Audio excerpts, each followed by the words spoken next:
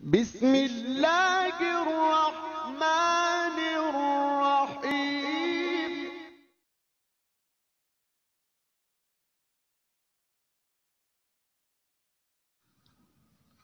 نحمده ونصلي على رسوله الكريم اما بعد فاعوذ بالله من الشيطان الرجيم بسم الله الرحمن الرحيم وَلَقَدْ كُنْتُمْ تَمَنَّوْنَ الْمَوْتَ من قبل أن تلقوه فقد رأيتموه وأنتم تنظرون صدق اللہ العظیم وصدق رسولہ النبی الکریم۔ درود شریف پڑھ لیجیے۔ اللہم صلی علی محمد وعلی آل محمد کما صلیت علی ابراہیم وعلی آل ابراہیم انکا حمید مجید۔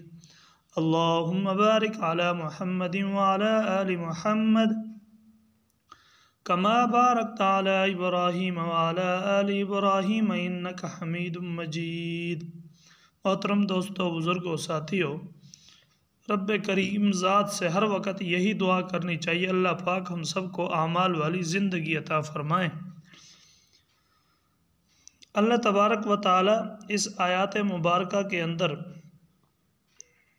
ان صحابہ کرام کے بارے میں فرما رہے ہیں جن کے جذبات جنگ کے لیے ابھر رہے تھے اور وہ دوبارہ کافروں کے ساتھ لڑنے کے لیے بےتاب تھے۔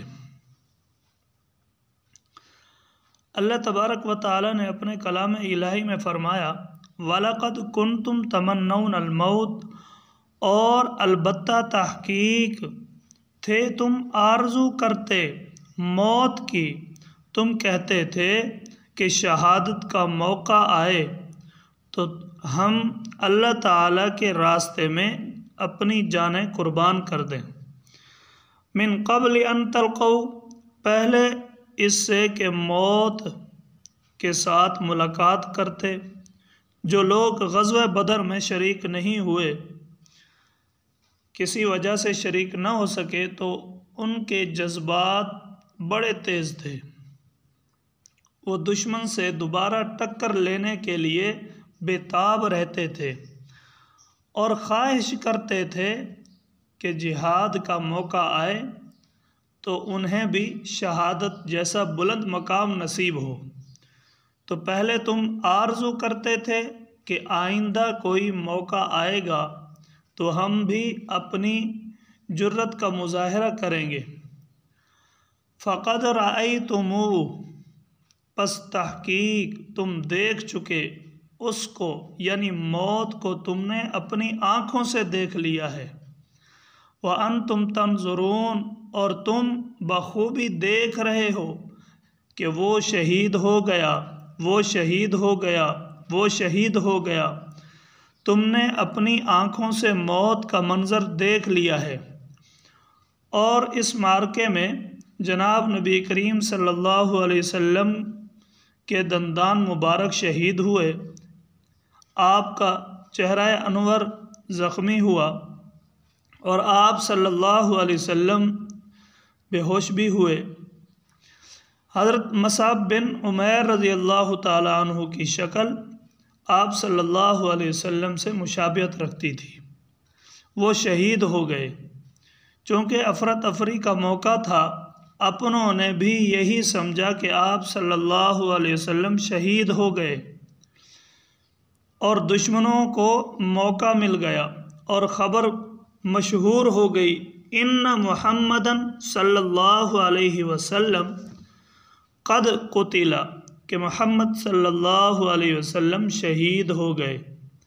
کافروں کی خوشی کی کوئی انتہا نہ تھی، لیکن معلوم ہوا کہ خبر غلط تھی، تو مسلمانوں کے سارے غم ختم ہو گئے۔ اس چیز کا اندازہ آپ حضرات اس واقعے سے لگائیں کہ تمام صحابہ بے غم ہو گئے کہ حضور تو ہمارے درمیان موجود ہیں۔ اپنے گھروں سے یہ نکلے ہوئے مجاہد تھے اور لڑنے کے لیے صرف اس لیے لڑ رہے ہیں کہ یہ کلمہ اور اسلام دنیا میں بلند ہو جائے۔ ان کا یہی مقصد تھا اور کچھ بھی نہیں۔ اپنی ذات کے لیے نہیں لڑتے تھے، اپنے مقصد کے لیے نہیں لڑتے تھے، وہ صرف اللہ کے دین کے لیے لڑتے تھے۔ اور فرمایا کہ حضرت عمر ابن جموح رضی اللہ تعالی عنہ غزوہ احد میں شہید ہو گئے تھے۔ ان کی اہلیہ جس کا نام ہنتا تھا، یہ اپنے گھر مدینہ طیبہ میں آٹا گوندھ رہی تھی کہ کسی نے اطلاع دی کہ جناب نبی کریم صلی اللہ علیہ وسلم شہید ہو گئے ہیں۔ یہ اسی طرح آٹا چھوڑ کر باہر گلی میں آ کر کھڑی ہو گئی۔ احد کی طرف سے آنے والا جو راستہ تھا، وہاں سے جو بھی آتا اس سے پوچھا کرتی، ما فعل رسول اللہ صلی اللہ علیہ وسلم۔ اس نے کہا کہ تیرا باپ، بھائی، خامند اور بیٹا شہید ہو گئے ہیں۔ وہ دیوانوں کی طرح کہنے لگی کہ میں حضرت محمد صلی اللہ علیہ وسلم کے متعلق پوچھ رہی ہوں کہ آپ صلی اللہ علیہ وسلم کا کیا حال ہے۔ حالانکہ عورت کے لیے تو یہی رشتے بہت اہم ہوتے ہیں، مگر اس کو صرف جناب نبی کریم صلی اللہ علیہ وسلم کی فکر تھی۔ کہنے لگی، یہ بتاؤ کہ جناب نبی کریم صلی اللہ علیہ وسلم کا کیا حال ہے۔ آنے والوں نے بتایا کہ جناب نبی کریم صلی اللہ علیہ وسلم صرف زخمی ہیں، مگر زخم اتنے خطرناک نہیں ہیں۔ حضرت ہند کہنے لگی کہ خدا کا شکر ہے، اللہ تبارک و تعالی نے ہمارے نبی جناب نبی کریم صلی اللہ علیہ وسلم کی حفاظت کی۔ پھر صحابہ کرام واپس آ گئے۔ اب یہاں سے ہمیں سبق یہ ملا کہ دین کے لیے، دین کی بلندی کے لیے، دین کی خاطر ہم اپنے گھر بار کو چھوڑیں اور اللہ کے دین کے لیے اس دین کو آگے پہنچانے والے بنیں۔ ہم تک دین پہنچ چکا، مگر آج ہم کیا کرتے ہیں؟ ہم نمازیں چھوڑ کر بیٹھ جاتے ہیں۔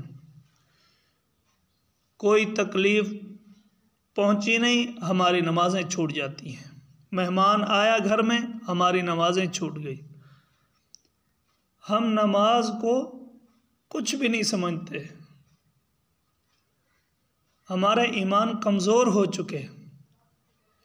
جناب نبی کریم صلی اللہ علیہ وسلم ہمارے لیے دعائیں کیا کرتے تھے، یا اللہ میری امت کے لیے آسانیوں والا معاملہ فرما، یا اللہ میری امت، یا اللہ میری امت۔ لیکن یہ امت کیا کر کے بیٹھ گئی؟